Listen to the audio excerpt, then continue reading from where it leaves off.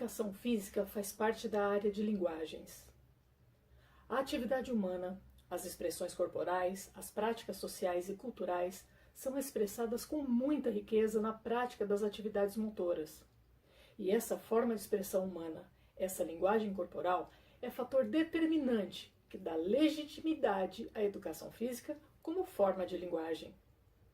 E nas aulas de educação física, essa diversidade de atividades humanas, motoras e expressões resultantes delas, assim como as práticas sociais, podem ser aprimoradas com significativo grau de excelência.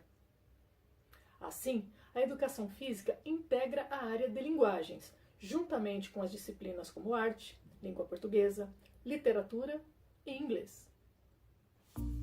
Nas competências gerais do Currículo Paulista, bem como nas competências específicas de linguagem, é destacado o compromisso com a educação integral, de forma que os estudantes desenvolvam competências com a utilização de diferentes linguagens, seja verbal, oral ou visual motora, como libras e escritas, corporal, visual, sonora e digital, bem como conhecimentos das linguagens artística, matemática e científica, para se expressar e partilhar informações, experiências, ideias e sentimentos em diferentes contextos e produzir sentidos que levem ao diálogo, entendimento mútuo, resolução de conflitos e cooperação entre os envolvidos. E de tantos meios de manifestação corporal, tem um que se destaca: o brincar. Brincar é uma das atividades fundamentais para o desenvolvimento. Quando se brinca, os sinais, os gestos, os objetos e os espaços valem e significam muito mais do que aparentam ser. Ao brincar, as crianças recriam e repensam os acontecimentos. É uma forma de expressão livre que o ato de brincar permite e dá chance para que as crianças possam exercer essa capacidade de criação. Tudo a ver com a educação física, já que essa disciplina busca a compreensão do sujeito inserido em diferentes realidades culturais nas quais o corpo, o movimento e a intencionalidade são indissociáveis. O ato de brincar é uma ação cujo conteúdo e sua execução é de uma riqueza imensurável para a formação do ser humano. E essa riqueza e diversidade nas experiências que lhes são oferecidas dentro das escolas são essenciais para o desenvolvimento dessas capacidades, não importa a idade de quem brinca. Não deixamos de brincar porque envelhecemos. Envelhecemos porque deixamos de brincar. Criança, brinca. Adolescente, brinca. Jovem, brinca. E quem disse que adulto não brinca? Não existe idade para brincar. Brincar faz parte de uma identidade. É um objeto simbólico, é uma linguagem que é capaz de dizer coisas muito mais profundas, muitas vezes, que as próprias palavras. O gesto do brincar pode até ser poético, dependendo da visão de quem observa a brincadeira. Isso vale para as aulas de educação física? Com certeza. Por que você acha que as brincadeiras foram incluídas como unidades temáticas no Currículo Paulista? Nos anos iniciais, as brincadeiras vão do contexto familiar até jogos do mundo, para que dessa forma o estudante vivencie origens, tradições, culturas, transformações e adaptações das brincadeiras de forma gradativa, do micro ao macro. Isso possibilita à criança a compreender as mais variadas linguagens manifestadas nos diferentes ambientes físico e social, possibilitando assim a valorização da diversidade. Não é diferente nos anos finais. Apesar de incluso nos 6º e 7º anos a unidade temática Brincadeiras e Jogos Eletrônicos e de Tabuleiro, a dinâmica permanece, visto que a adaptação de jogos eletrônicos às práticas da educação física permite desenvolver atributos específicos do brincar. O mesmo acontece com os jogos de tabuleiro. E mesmo que outras unidades temáticas, como esporte, por exemplo, são recheadas de estafetas e brincadeiras que visam desenvolver habilidades específicas. E se você pensa que no ensino médio os estudantes não brincam, está redondamente enganado. As mesmas dinâmicas desenvolvidas podem muito bem ser adaptadas ao ensino médio, até porque estamos falando de aula de educação física e não de treinamento desportivo. O ato de brincar é amplo. Não seria possível reduzi-lo a uma prática somente. O brincar envolve uma diversidade de ações. Eu posso brincar com algum objeto, ou sem objeto nenhum. Posso adaptar objetos que tinham uma função e dar um novo sentido a eles. Eu posso construir brinquedos transformando os objetos em elementos naturais, galhos, pedras, folhas. Eu posso pegar um brinquedo já existente e utilizar para outras brincadeiras. Quando ainda integrante da primeira infância, tudo vira brinquedo. Controle remoto, sacola plástica, caixa de papelão, enfim. Eu ficaria muito tempo citando objetos que são transformados em brinquedos. Cada um desses objetos se transforma em um símbolo, assim como em uma linguagem, uma forma de expressão. Vamos então fazer uma viagem para entender esse processo de brincar? A criança nasce e em pouco tempo já começa a manipular objetos. Cria brincadeiras com objetos que não são brinquedos e faz dessa manipulação uma forma de se expressar. É brincando que a criança vai conhecendo o mundo, vai explorando o meio e, através do seu corpo, absorve tudo o que pode do ambiente. Os brinquedos não estruturados são, na maioria das vezes, os preferidos. Veja essa experiência que os pais fizeram com uma de suas filhas.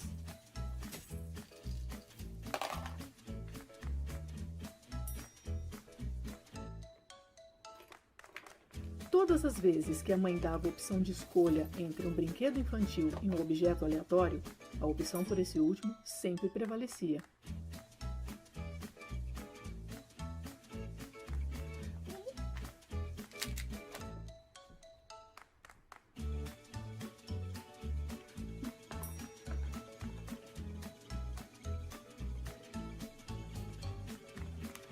Segundo a afirmação feita no documento referencial curricular para a educação infantil, dos mais variados objetos, o qual essa criança manipula, os objetos do cotidiano favorecem a interação e as respostas dadas pelo bebê.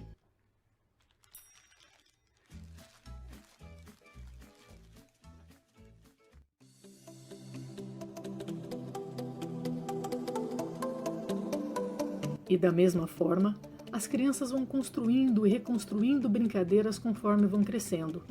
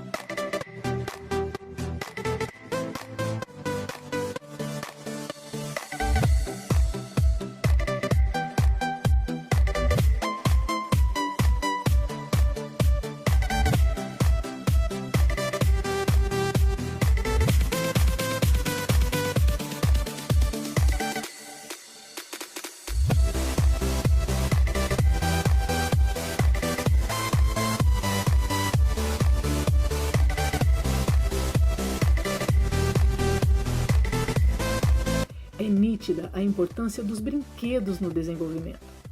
A construção de brinquedos desperta novos interesses, desenvolve grandiosamente a criatividade, mostrando as possibilidades de transformar objetos e também a destreza manual na confecção desses brinquedos.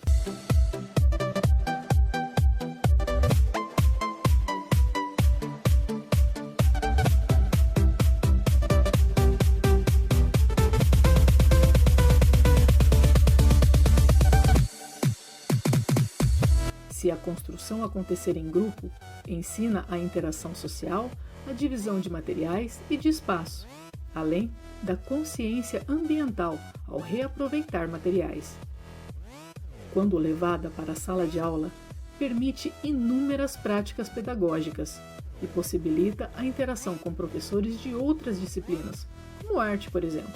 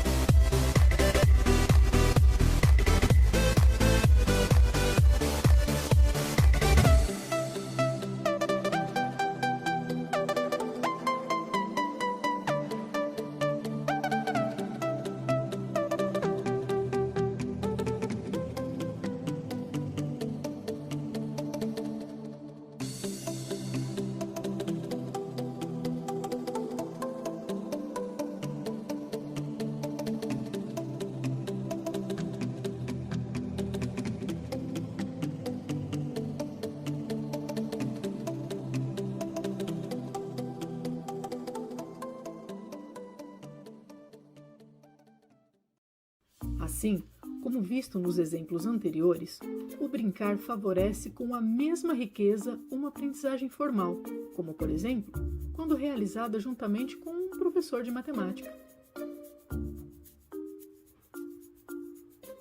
Ou de física. Vivenciar uma lei de Newton, por exemplo. Quer melhor forma de aprender do que ser parte de um experimento?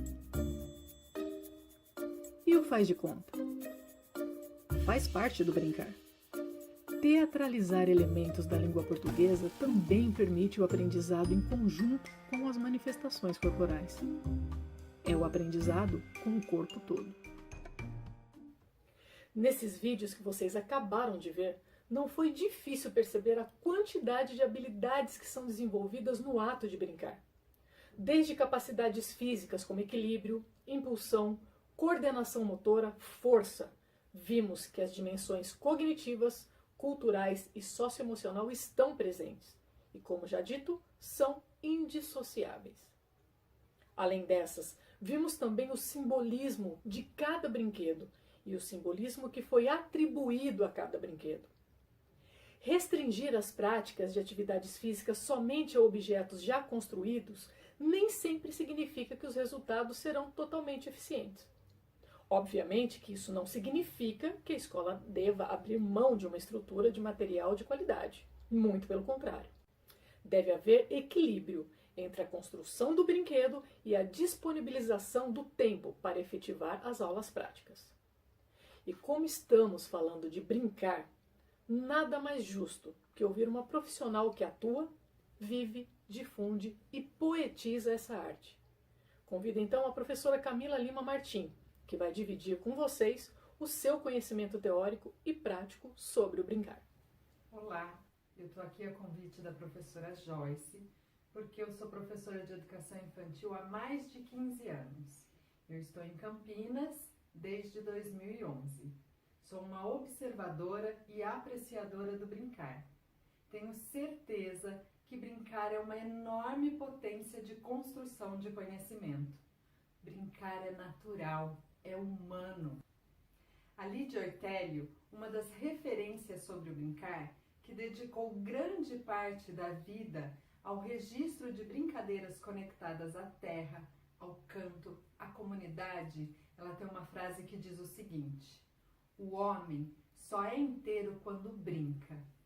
E é só quando brinca que ele existe na completa acepção da palavra homem. Porque quando brincamos, fazemos isso de corpo e alma. Vemos e sentimos o outro, o brinquedo e a nós mesmos. O ato de brincar é humano. E criança brinca. Se não brinca é porque nós, adultos, não deixamos mais. Não damos espaço, exigimos silêncio. Ou então estamos tão preocupadas com o seu futuro que deixamos elas super ocupadas. E brincar precisa de tempo. Exige o ócio. Brincar é movimento.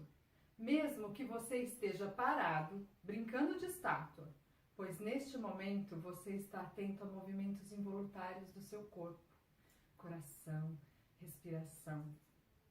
Brincar é correr, saltar, equilibrar, balançar a si e aos brinquedos. É aprender com o corpo todo. E a criança sabe. Criança sabe brincar. Eu duvido que algum de vocês tenha um dia na vida precisado ensinar uma criança a brincar de andar se equilibrando em uma mureta.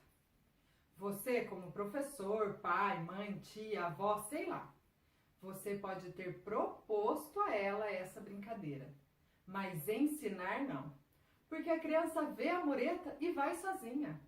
Ela sabe. Brincar é corporal. É mover-se de forma intensa, inteira e íntima.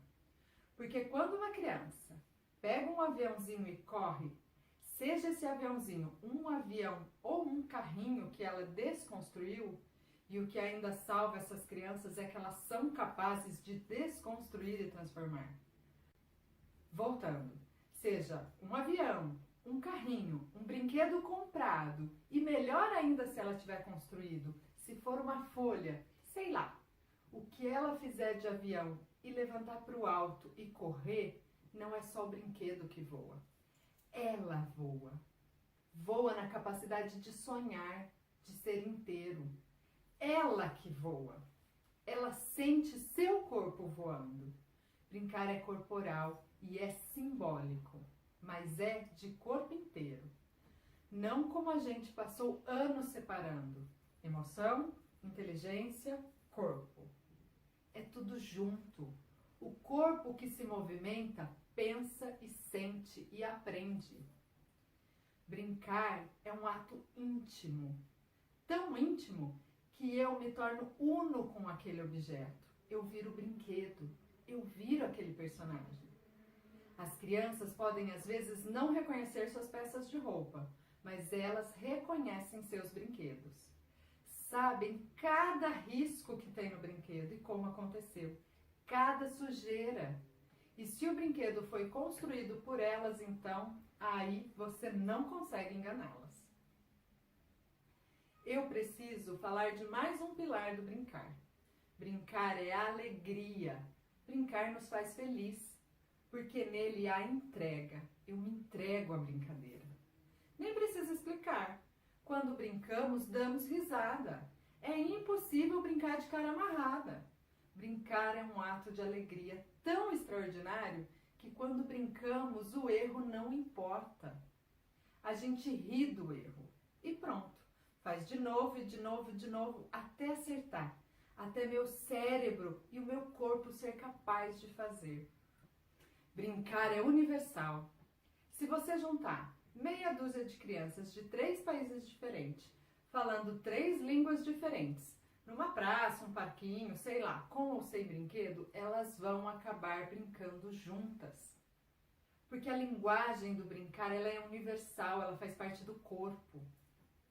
Tem amarelinha no mundo inteiro, cada uma do seu jeito, com a sua cultura espelhada nela, mas tem no mundo inteiro.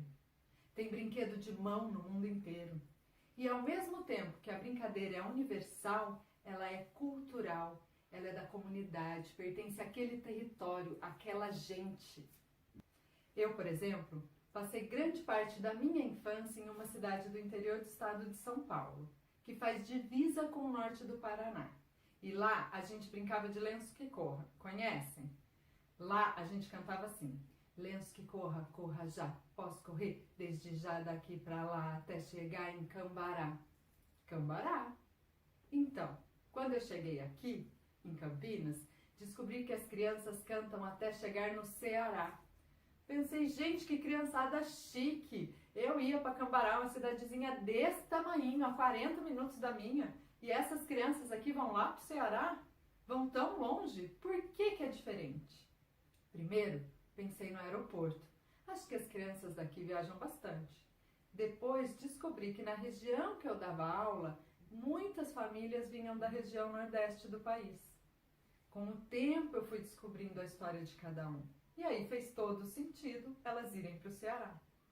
Cada um de nós canta o lenço que corra que tem a ver com a nossa comunidade, com o que conhecemos, mesmo que o lenço que corra seja brincado no estado inteiro, no país inteiro. Brincar é liberdade. Eu não estou dizendo que brincadeira dirigida não seja importante. Cada qual no seu qual. É importante sim, pois ela amplia o repertório que as crianças conhecem. Mas as crianças, provavelmente, e se tiverem um pouco de liberdade, vão reinventar os brinquedos e brincadeiras. E isso é maravilhoso. Nada traz mais conhecimento que criar, que ser autor, construtor de algo, mesmo que seja coletivamente. E nós, professores, precisamos dar essa liberdade. As crianças desejam criar, desejam ser livres e são capazes disso, se organizam, ficam até mais responsáveis nessa hora. E eu não estou dizendo que é para rolar a bola, nem para sentar no parquinho e bater papo enquanto as crianças brincam. O professor tem que estar junto. Os documentos curriculares da educação infantil de Campinas têm um princípio que é o pensar, fazer e sentir com. Ou seja, fazer junto com as crianças, adulto e criança.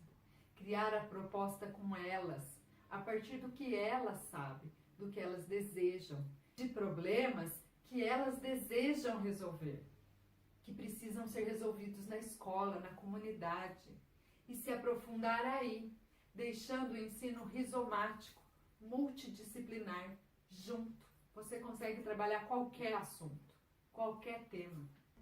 Para pensar em brincar, precisamos também pensar em brinquedos. Não podemos permitir que as crianças tenham acesso apenas a brinquedos industrializados. Não quer dizer que a criança não possa brincar com eles, mas eles não podem, de forma alguma, ser a única referência sensitiva e estética das crianças, pois eles são quase que 100% feitos de plástico e cores extremamente vibrantes. As crianças precisam ter acesso a brinquedos artesanais, por exemplo, que vão incluir uma gama gigantesca de outros materiais, como madeira, tecido, crochê, enchimentos variados, cores pastéis e muito mais. Mas nada ganha do brincar livremente na natureza.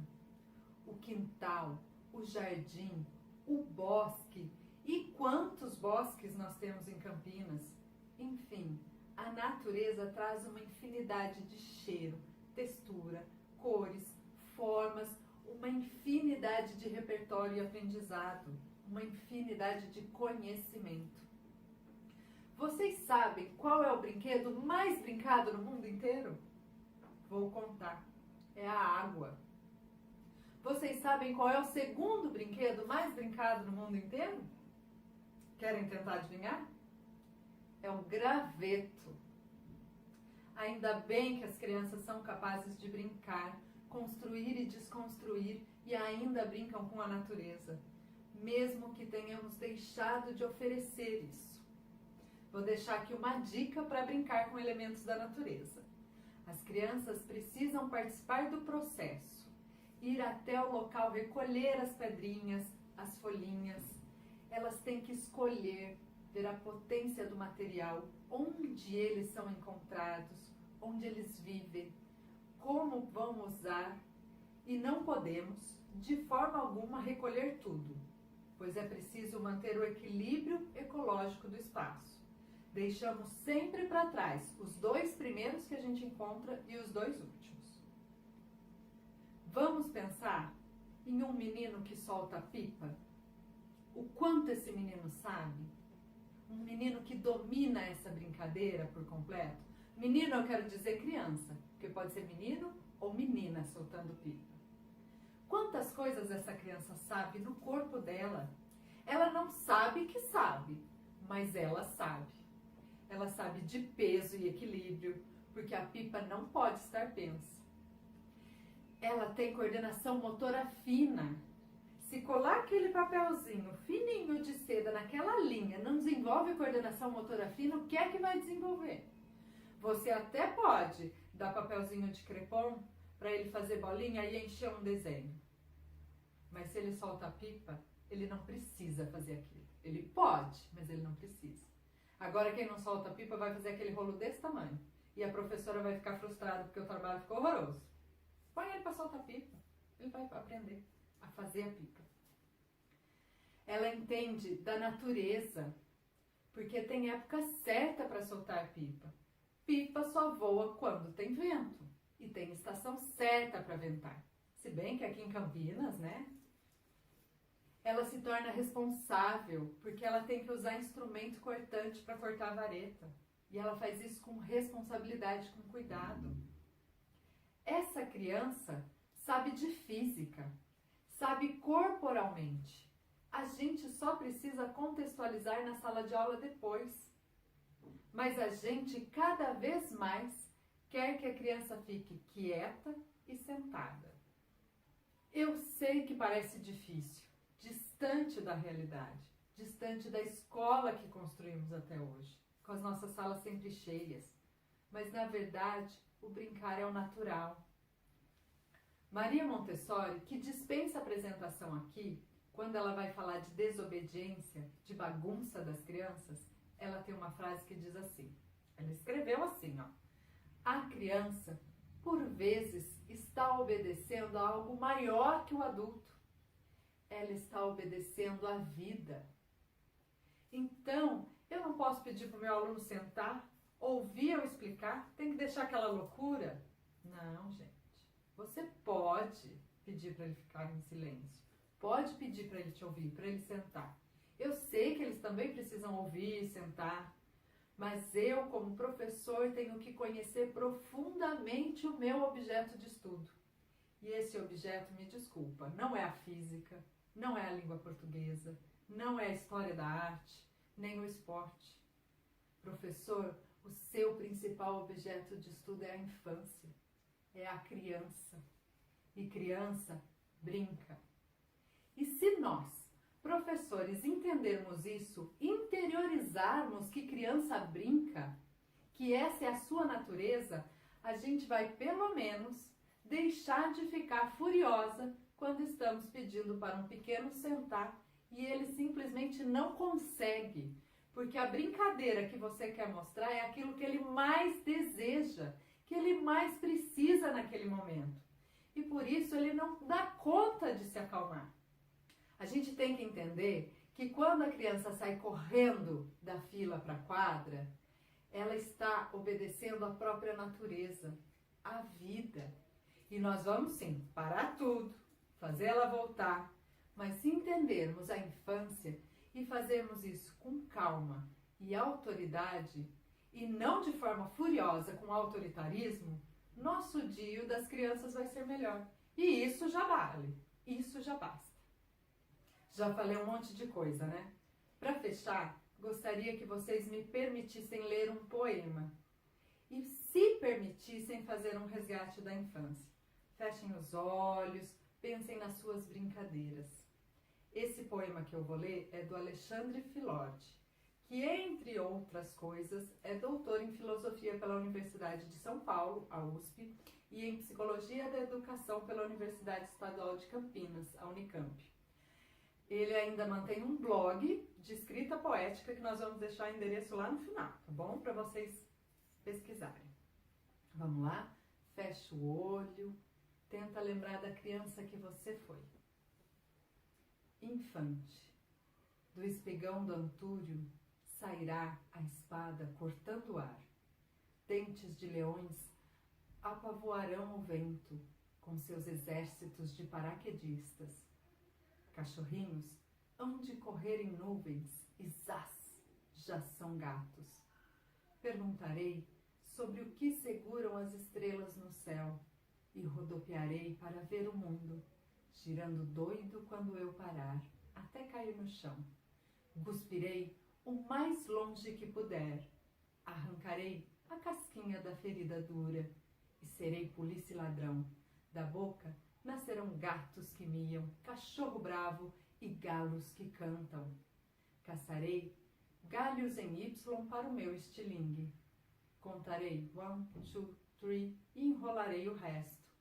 E fingirei doença para não ir à escola.